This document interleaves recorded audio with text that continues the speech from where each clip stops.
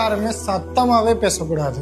In Afghanistan, குரானே வாசிச்சாலும் சத்தமா வாசிக்க கூடாது. ரொம்ப ஷாக்கிங்கா இருந்துச்சு. இப்படி எல்லாமா சட்டம் இருக்கும் அப்படின்னு நினைச்சு பார்த்தோம். ஆனா உண்மை அதுக்கு மாற்றமா இருக்குது. ரீசெண்டா பாத்தீங்கன்னா டாபு டிவின்னு சகோதரர் வந்து ஆப்கானிஸ்தான்ல விளாக் எடுத்துட்டு இருக்கும்போது அவர் அங்க போயிட்டு என்ன இங்க கடைத்தெருவுகள்ல பெண்கள் வந்துட்டு வியாபாரம் செஞ்சுட்டு இருக்காங்க, அவங்களால பேச முடியுமா, அவங்க குரான் கூட ஓத முடியாதுன்னு கேள்விப்பட்டாங்கன்னா அதெல்லாம் வெஸ்டர்ன் மீடியாவோட ஒரு ஃபேக் ப்ராபகண்டா. ஸோ இஸ்லாம் மீது ஒரு பிற்போக்குத்தனமான பின்பத்தை ஏற்படுத்தணுன்றக்காக பரப்பப்பட்ட ஃபேக் நியூஸ் அப்படின்றத அவங்க சொன்னாங்க. நம்ம வந்து ஆப்கானிஸ்தான் அரசுக்கு சப்போர்ட்டாக இருக்காமான்னு கேட்டால் கிடையாது. யார் தப்பாக பண்ணாலும் அது தப்பு தான். ஸோ இஸ்லாமுக்கு அகேன்ஸ்டாக பண்ணால் அது நம்ம யாருக்குமே சப்போர்ட் பண்ண முடியாதான். ஆனால் நம்ம என்ன கேட்குறோம்னா குறைஞ்சபட்சம் உண்மையை பரப்புங்களேன். We out here at a women's market shopping for women's clothing with women all around us. This is crazy. Hey, we're not going to point the camera at them. You'll see them from behind. Yeah, there you go.